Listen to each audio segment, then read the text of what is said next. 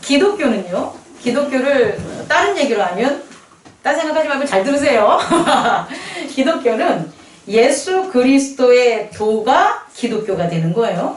그럼 기독교가 전하는 진리에 목적이 있어요.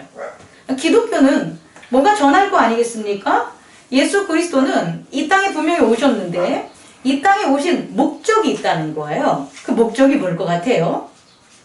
우리가 다 알고 있죠. 우리를 구원해 주는 거라고 알고는 있는데 우리를 구원해 주는 것은 우리의 입장이에요, 여러분. 우리의 입장. 사실은 하나님의 입장에서 보면요, 하나님의 나라의 입장에서 보면 뭐냐면 우리와 하나님의 나라를 만나게 해주는 거예요. 성경에서는 이 얘기를 혼인식, 요한계시록에서는 어린 양의 혼인식이라고 표현을 하죠. 다시 말해 예수 그리스도의 도는 뭐냐 그러면 하나님과 우리가 만나는 거예요. 마치 신랑과 신부가 만나듯이, 신랑과 신부가 만나서 하나가 되듯이 하나님의 구원은 뭐냐면 우리와 하나님이 만나서 하나가 되겠다는 거예요. 이게 구원이에요. 놀랍지 않습니까? 하나님이 예수 그리스도의 도, 또 기독교의 가장 목적이 뭐냐면 우리가 어린 양의 혼인식에 참석함으로 하나님과 뭐 하는 거다?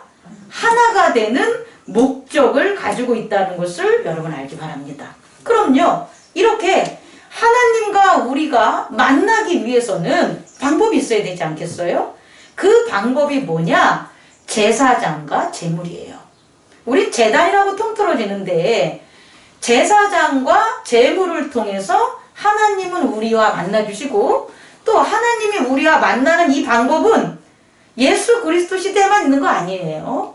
태초부터 죄를 저지른 인간이 죄의 시작부터 죄가 하나도 없이 사라지는 그날까지 우리에게 허락된 게 뭐냐면 제사장과 제물을 통해서 하나님께서 우리를 뭐 하신다? 만나 주신다는 거예요. 이 방법은 아브라함에도 있었고 모세에도 있었고 다윗 시대에도 있었어요. 그런데요, 차이점이 있죠. 어떤 차이점이 있냐면 아브라함 때의 제사장을 세운 거와 제물과 또 모세 시대 때의 제사장을 세우고 제물을 드리는 거와 또 다윗의 왕조 때 제사장을 세우고 제물을 세우는 게 다르다는 거예요.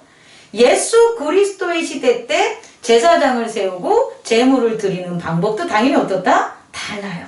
근데 우리가 살고 있는 지금 우리의 제너레이션, 우리의 시대는 예수 그리스도의 방법대로 제사장을 세우고 제물을 통해서 하나님이 만나주는 거예요.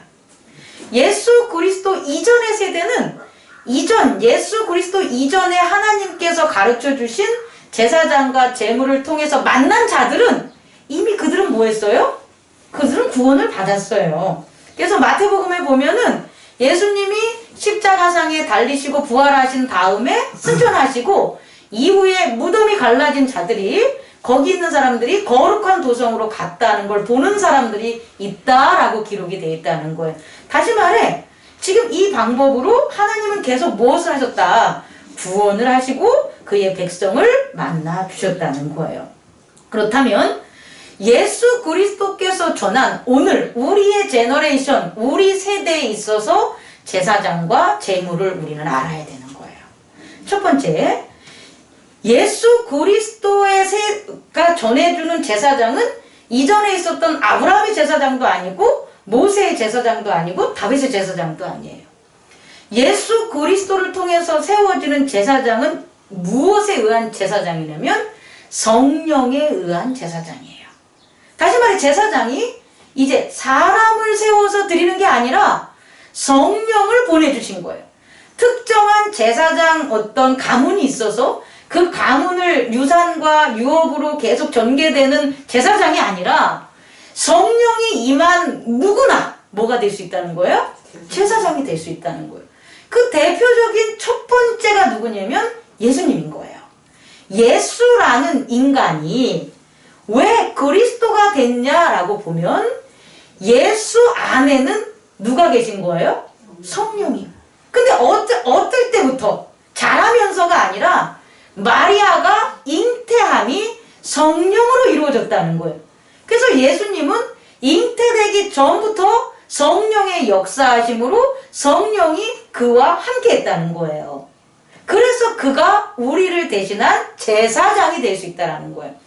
예수님이 대제사장이 되고 거룩한 제사장이 됐다는 건 예수라는 인간적인 모습의 어떤 완성도가 아니라 그가 태어나고 잉태되기 전부터 역사하신 하나님의 영인 성령이 그를 사로잡아서 함께 하셨기 때문에 예수님이 제사장이 될 수가 있다는 거예요. 여러분 이해할 수 있겠습니까? 그래서요, 예수 그리스도의 거룩한 제사장은 성령으로 세워진 제사장, 다시 말해 하나님의 영, 사람의 생각으로 살아가는 게 아니라 하나님의 영인 성령으로 살아가는 그 제사장을 세웠다는 거예요. 그리고요, 예수 그리스도께서 이렇게 본인이 성령으로 세워진 거룩한 제사장이 됐기 때문에 예수 그리스도를 따르는 자들에게 예수 그리스도께서 뭘 주시는 거예요? 제사장의 유업을 준다는 거예요. 근데 제사장의 유업을 주는 게 무슨 촛대를 주는 거나 무슨 잔을 주는 게 아니라 예수 그리스도께서 뭘 주신 거다? 성령을 주신 거예요. 그래서 예수님께서는요, 부활하신 이후에 그의 제자들에게 무엇을 했냐면 요한복음에 나오지만 성령을 받으라 라고 했다면, 이 성령을 받으라라는 것은 내게 역사한 성령을 내가 너희들에게 뭐 하겠다? 주겠다는 거예요. 그 성령을 받은 제자들은 이제 뭐가 되는 거예요? 제사장이 되는 거예요. 예수님과 동일하게 하나님의 나라를 전하고 하나님을 만날 수 있는 제사장, 성령의 제사장들이 되는 거예요. 우리도 마찬가지입니다. 우리도요, 성령이 우리 안에 역사하는 것을 우리가 순종하면 우리들은 뭐가 되는 거예요? 제사장이 되는 거예요. 이게 만인 제사장이라는 거예요. 사람마다 모두가 제사장이 되는 게 아니라 성령을 받아서 제사장으로 세우는 것을 믿고 순종한 자들은 누구나, 그것이 어린아이일지라도 아니면 내일 돌아가실 어떤 노인일지라도, 남자라고 할지라도 여자라고 할지라도 피부색에 관계없이 모두 다 제사장을 세워준다는 게 만인 제사장주의예요. 그래서 이것은 결국 뭐와 병행하냐면 모두에게 다 성령을 뭐 하시겠다? 보내주시겠다는 거예요. 예수 그리스도를 믿는 모든 자들에게는 성령을 보내주시겠다. 그럼요, 이렇게 성령의 제사장이 된 그 사람들을 어떻게 우리가 알 수가 있냐 보면은 예수님 그리스도와 똑같다는 거예요. 예수님은 있잖아요, 성령으로서 제사장이 됐기 때문에 그때 당시에 유대인들의 제사장이나 재판관들이나 서기관들의 법을 따르지 않고 성령의 법을 따랐다는 거예요. 그래서 죄에 대해서, 의에 대해서, 심판에 대해서 세상이 가르쳐주는 죄가 아니고, 세상이 가르쳐주는 의가 아니고, 세상이 가르쳐주는 심판이 아닌 성령이 가르쳐주는 죄에 대해서, 성령이 가르쳐주는 의에 대해서, 성령이 가르쳐주는 심판에 대해서 예수 그리스도는 전했다는 거예요. 그게 예수 그리스도가 성령의 대제사장이라는 것을 우리에게 뭐 하는 거예요? 가르쳐 준 거예요. 두 번째, 이런 하나님을 만나는 것은 제사장도 있지만 또 뭐가 있다고요? 제물이 있어야 되겠죠. 제단에는 반드시 제사장과 제물이 있어야 되는데 예수 그리스도의 시대에 예수 그리스도께서는 흠없는 제물을 어떻게 한 거예요? 하나님께 드렸다는 거예요. 이전까지는 뭐가요? 흠이 있는 제물들을 드린 거예요. 다시 말해 죄가 있는 제물을 드리면 하나님의 응답이 없어요. 그런데 죄가 없는, 흠이 없는 제물을 드리면 하나님이 응답을 해요. 자, 보십시오.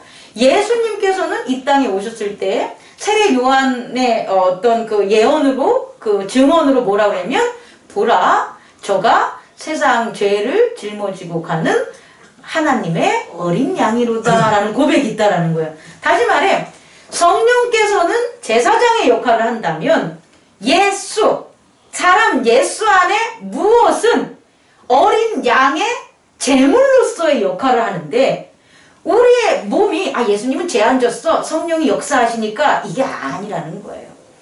예수님의 흠없는 어린 양, 죄가 없다는 건 뭐로 증명이 되냐면 그리스도를 통해서 증명이 돼요.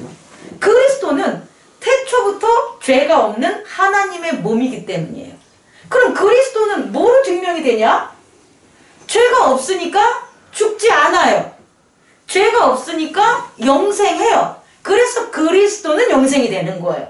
다시 말해, 예수라는 그분, 2000년 전에 보내신 그분은 제사장으로서 성령의 역사하심을 보여줘서 성령을 유산으로 주셨고, 또 그리스도라는 하나님의 몸을 그가 친히 증명을 했다는 거예요. 그래서 그는 죽었지만 다시 어떻게 됐다? 하나님이 살리셨다. 그 부활하셨다는 것은 그의 몸이 어린 양 제단에 드려진 그 흠없는 어린 양을 하나님께서 뭐 하셨다는 거예요? 받았다는 거예요. 여러분 이해할 수 있겠습니까? 그래서 예수 그리스도로 말미암아 대제사장과 어린 양의 제물이 어떻게 된 거예요? 회복이 된 거예요. 이루어진 거예요. 나타나게 된 거예요. 그러면 이것들이 유효하다는 것은 결국 어떻게 되냐? 유산과 유업으로 계속해서 대를 어떻게 하는 거예요? 이어야지 되는 거 아니겠습니까? 그래서 예수 그리스도를 믿는 모든 자들은 뭐로 제단을 쌓아야 되냐? 대제사장인 성령으로 예배를 드리라는 거예요. 그리고 예수 그리스도를 따르는 자들은 희생을 해야 돼요. 제단에 바쳐줘야 되는데 그게 돈도 아니요, 북어포도 아니요, 돼지고기도 아니요. 뭐가 되냐면 그리스도의 몸이 돼야 되는 거예요. 그래서 그 그리스도의 몸으로 제사를 드리는 거예요. 근데 이게 어떻게 가능하냐? 지금 오늘날 우리에게도 가능하다는 거예요. 우리는요, 우리 안에 예수님께서 뭘 했냐면, 너가 물과 성령으로 거듭나라고 하면, 물과 성령으로 거듭난 건 성령이 거처하는 우리 안에, 내면에 또 다른 우리가 있어야 돼요. 내면에 우리의 이 육의 몸이 아닌 그리스도의 거듭난 우리 자신, 속사람이 있는 거예요. 그 속사람이 그리스도와 함께 있어서 제단의 제물로 바쳐지는 거예요. 이해할 수 있겠습니까? 주님께서 주신 성령께서 우리의 속사람을, 그리스도와 함께하는 속사람을 제단의 제물로 바치면서 하나님과 함께 한다는 거예요. 이게 새롭게 예수 그리스도의 시대에 하나님이 만나주는 방법이에요. 이 방법 외에는 못 만나요. 성령으로 제사장을 삼지 않으면 하나님 못 만나줘요. 그럼 하나님 못 만나면 누구 만나겠습니까? 이단이나 잡신들 만나는 거예요. 또 그리스도의 거듭난 속사람으로서 우리가 드려지지 않으면 하나님은 만나지 못해요. 그러면 속사람으로 드려지지 않는 건 뭘 드리는 거예요? 겉사람들의 노력과 물질과 시간을 드려지는 거예요. 겉사람들의 시간과 물질과 드려지는 것은 하나님이 받으시지 않아요. 하나님의 역사가 거기 이루어지지 않고 사람의 힘과 능력들이 겉으로 보여지는 거예요. 우리는 이제 하나님이 보여주시는 만남과 사람들의 노력으로 이루어진 것을 구분할 수 있는 저와 여러분들이 되기를 원합니다. 그렇다면 여러분, 두 가지를 이 사건에서 우리가 깨달아야 되는데요. 첫 번째는 예수 그리스도에게 빚을 졌다는 거예요. 크잖아요. 예수 그리스도께서 그의 십자가의 제단으로 말미암아 우리에게 성령을 주신 거잖아요. 우리가 기도를 막 열나게 해가지고 우리가 막 어디 가서 희생, 교회 뭐 돌을 갖다 많이 옮긴다고 해서 우리에게 성령을 주신 게 아니잖아요. 그렇게 한 사람들은 많았잖아요. 열심히 일하는 사람은 많잖아요. 지금 세상에서도 정말 무엇을 위해서 헌신하면서 일하는 사람들은 너무 많아요. 근데 그들에게 성령을 주시지는 않는다는 거예요. 그럼 성령을 주신다는 것은 뭐냐면 예수 그리스도의 이름을 믿는 자에게만 성령을 주신다는 거예요. 또 하나는 예수 그리스도를 그를 죽고 십자가에 못 박히고 부활했다는 걸 믿는 자들에게만 그리스도의 속사람인 몸을 준다는 거예요. 그럼 우리는 거저로 얻은 거라는 거예요? 아닙니까? 우리의 아무 노력 없이 그리스도께서 성령을 받은 걸 우리는 받았고, 또 그리스도께서 그리스도의 몸을 나타낸 어린 양을 우리가 유업으로 받았다는 거예요. 우리가 한 건 아무것도 없는데 첫 번째, 예수 그리스도의 십자가와 그의 부활로 말미암아 우리는 성령과 그리스도의 몸을 얻었다는 거예요. 그럼 우리는 뭐한 삶입니까? 빚진 삶이라는 것을 잊으면 안 돼요. 다른 사람들은 세상에 짓는 건 빚 하나도 없어, 우리들은. 세상에. 근데 예수 그리스도한테는 빚이 있다는 거예요. 여러분들이 저한테 빚진 건 없어요. 저도 여러분들한테 빚진 거 없어요. 서로서로 부모나 자녀 빚진 거 없어요. 자녀 낳았으니까 가르치는 게 맞아요. 그리고 부모님이니까 모시는 게 맞는 거지. 그게 빚을 주고 빚지는 게 아니라는 거예요. 우리들은요, 오직 예수 그리스도한테만 빚졌다는 것을 잊지 마셔야 됩니다. 그리고 빚을 졌다는 것은 예수 그리스도에게 뭐 한다는 거예요? 빚을 갚으라는 거예요. 그게 성경의 전반적인 거예요. 우리가 오늘의 예도 있지만 이 포도원 비유에 있어서 포도원은 누가 준 거예요? 주인이 준 거잖아요. 주인이 줘서 포도원 지기가 그게 몇 년이든 몇십 년이든 해 먹은 거예요. 아무것도 내지 않고. 그럼 포도원 지기는 누구에게 빚진 거예요? 주인에게 빚진 거예요, 여러분. 이 사실이 성경의 모든 예화들에 나와 있는 거예요. 달란트 비유도 마찬가지예요. 우리가 달란트 비유를 자꾸 뭔가를 막 능력으로 뭔가 하려는 걸로 해석하는데 그렇지 않아요. 주인이 떠날 때 먹고 살라고 내가 떠나서 니들하고 같이 없어서 니들을 보호해주지 못하니까 니들에게 내 소유를 준 거예요. 내 소유를 맡긴 거라고요. 그럼 주인이 소유를 맡겨주지 않으면 어떻게 살 뻔했냐고요. 근데 그 주인의 것으로 열심히 살면 그것의 몇 배를 더 얻을 수 있게끔 주인은 주인의 것을 준 거라는 거예요. 다시 말해 빚진 거예요. 빚지지 않으면 일 안 해요. 근데 10달란트나 5달란트는 내게 주인이 10달란트를 줬어. 아, 이거를 갖다 빚을 갚고 또 열심히 살아야지. 그러니까 10달란트를 더 버는 거예요.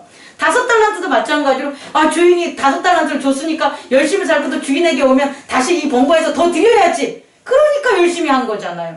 근데 1달란트 그 사람은 주인이 이거 갖다 나보고 어떻게 살아가려고 하는 건데 아니 괜히 이걸 주고 가고 난리야 라고 해서 그걸 빚진 거라고 생각하지 않는 거예요. 그러니까 일하지 않고 오면 나한테 뭐라고 할 테니까 이거 까먹지 않고 이거나 줘버려야지 이러고 안 했던 거예요. 여러분 이해할 수 있겠습니까? 예수 그리스도께서 성령과 그리스도의 몸을 우리에게 허락한 것은 우리는 빚을 졌다는 거고 그 빚을 진 자는 빚을 뭐 하라는 거예요? 갚으라는 거예요. 빚을 갚으면서 살아가야 된다. 두 번째는요. 두 번째는 성령과 그리스도의 몸을 우리는 받은 거잖아요. 그럼 뭔가 변화되는 게 있어야 되지 않겠습니까? 이전에는 성령이 받지 못하고 그리스도의 속사람이 없었을 때는 그냥 그렇게 살았다는 거예요. 세상 사람들과 구분하지 못하게. 그런데 성령을 받고 그리스도의 몸으로 거듭난 속사람이 있는 사람들은 분명한 차이점이 있다는 거예요. 그 차이점이 뭐냐는 거예요. 제가 이걸 전하면서 오늘 마칠 텐데요. 그 차이점이 예수 그리스도라는 거예요. 성경에서 예수 그리스도만이 가지고 있는 뭐가 있어요. 유대인들과 제사장들과 그를 따르는 제자들에게는 보지 못하는데 예수 그리스도만 가지고 있는 뭔가의 특징이 있단 말이에요. 그렇지 않습니까? 그게 성령과 그리스도의 속사람이 있기 때문에 예수님한테 나타나는 거거든요. 그럼 우리가 성령을 받았고 우리 안에 그리스도의 속사람으로 우리가 태어났다면 우리에게도 뭐가 있다는 거예요? 예수 그리스도의 그 특징이 우리에게 있다는 거예요. 그럼 그 특징이 뭐냐 보면 두 가지인데요. 첫 번째가 뭐냐? 권위라는 거예요. 뭐라고요? 권위. 예수 그리스도에게는 권위가 있다는 거예요. 오늘 성경에서 보면 유대인들이 예수님 찾아가서 누가 너한테 그런 권위를 줬어? 너 권위가 어디서 왔는데 네가 이러고 있는 거야? 라고 분명히 얘기를 나눈단 말이에요. 예수님 뭐 하고 계신 건데요? 예수님 뭐 하고 계셨을 거 아니에요? 요 앞장을 보면 성전을 정화하시고 성전에서 사람들을 가르치신다고 나와 있어요. 그럼 예수님이 성전에서 사람들을 가르치는 난 내용이 궁금한 거예요. 도대체 예수님은 무슨 내용을 가르쳤기에 그 내용을 듣는 사람도 권위가 있다고 하고 세상에 말씀을 이렇게 하는 권위는 내가 처음 봤도다라는 그 권위를 느끼고 그 말씀을 듣지 않는 자들도 그의 권위에 궁금하고 관심을 가졌겠냐는 거예요. 그게 바로 이거라는 거예요. 예수 그리스도에겐 누가 계시다? 성령 대제사장이 함께 하시니까 그 권위를 나타내게 되는데 그 권위가 뭐냐면 바로 이건 거예요. 이건 죄야 이렇게 하는 거예요. 성전이 타락하고 성전이 더러웠을 때 그 아무도 성전이 더러운 것을 얘기해 주는 사람이 없었단 말이에요. 그리고 비둘기 상이나 그 더러운 환전하는 것들을 뒤집어 엎고 나가는 사람이 없었다는 거예요. 그들에게는 성령이 없기 때문에 권위가 없었다는 거예요. 근데 예수님에게는 성령이 있기 때문에 뭐가 있는 거예요? 권위가 있다는 거예요. 그래서 이건 죄야 라고 얘기해 줄 수 있는 거예요. 이것은 의야, 이거는 잘했어, 칭찬해 줄 수 있다라는 거예요. 이렇게 하면 너희들은 멸망해 라고 심판할 수 있는 거예요. 그게 예수 그리스도의 권위, 성령을 가진 자의 특권이라는 거예요. 우리도 마찬가지라는 거예요. 목사들 뿐만 아니라 교회를 다니는 모든 성도들은 권위가 있다는 거예요. 성령이 이건 죄야 라고 지목해 줄 수 있는 거예요. 근데 그건 성령이 하는 거기 때문에 이건 죄야 라고 했었을 때요, 다른 사람이 거역하지 못한다는 거예요, 여러분.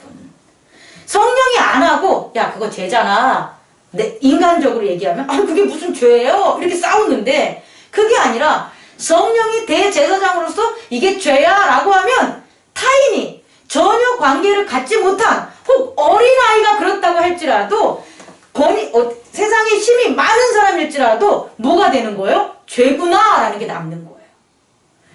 어른인데 아이가 그건 죄예요 라는 게 성령이 역사하면 그 어른이 이런 꼴만 대 주고 갈지 몰라도 평생 그게 죄라는 걸 성령이 작용하신다는 거예요, 여러분. 그러니 권위가 있다라는 거죠. 의도 마찬가지입니다.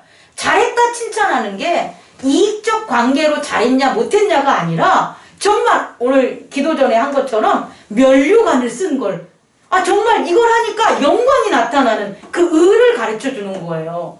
예수 그리스도가 이렇게 하라! 오늘 장로님께서 기도 전에 말했었던 것처럼 너희가 이것을 왜 쓰냐고 하면 주가 쓰시겠다고 해라! 라고 한 거예요. 그래서 정말 그의 제자가 가서 나귀를 갖다가 이렇게 쓰려고 하는데 그 사람이 물어본 거죠. 이거 왜 가져가요?